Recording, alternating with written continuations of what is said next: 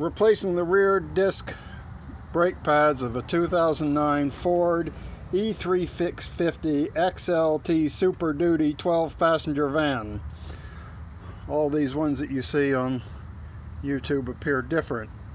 After you take off the wheel, you'll need to do two things. Number one, in order to rotate the caliper out of the way, you will need to remove to loosen a bolt here. It's the bolt head is interior. It's a 10mm Allen wrench hex head, and you're going to undo it. It's not going to come all the way out by itself, and it's not going to come out enough. So after you loosen this thing up, we're going to have to back it out a little bit more.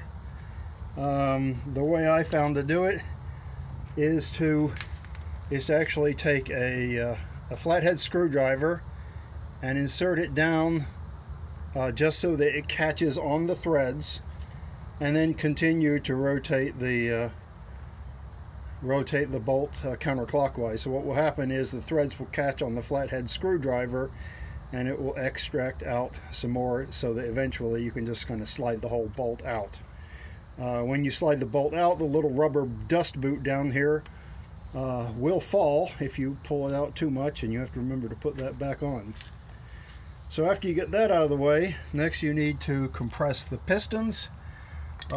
This van has two pistons, so all you have to do is get two C-clamps and push the pistons in. You want to push them in all the way, and for those people who've never done this before, you cannot do this with just, well, it's very difficult to do with one C-clamp, because when you get down to the bottom, and after you've taken your brake pads out and you don't have enough clearance to put in the new brake pads, and you try squeezing one of the pistons in, what it's going to do is going to push out the other piston.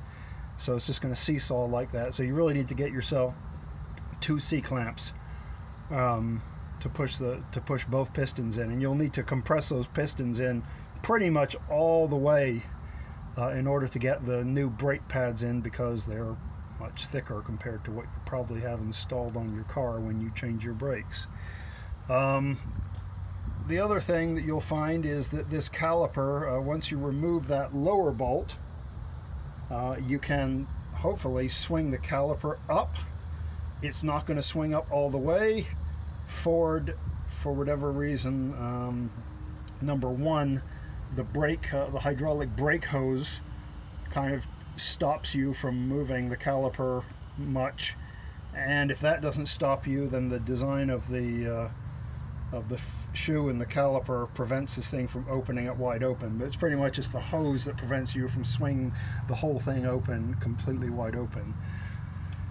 But what happens is, if you get it up, believe it or not, you can actually wiggle the pads out. It's not easy, and it's less fun trying to get the new pads in, but it can be done. You can wiggle the old pads out and put the new pads in. Two more things. The little 10mm Allen wrench bolt comes with a rubber cap. So in fact, both of them have, both the top side and the bottom side have rubber caps. You do not need to do anything with the top side. And finally, one more thing is note the clips. So the clips are on the outside of the wheel, or of the brake assembly facing the outside of the wheel. When you buy your brake pads from AutoZone or Advance Auto, the cheapest set do not come with replacement clips. So if you have broken, rusted clips, and you want to get new clips, you'll either have to buy them separately, or you'll have to opt for the slightly more expensive brake pads. This set from AutoZone today cost me about $45. And we're going to finish depressing the cylinders and do the rest of this.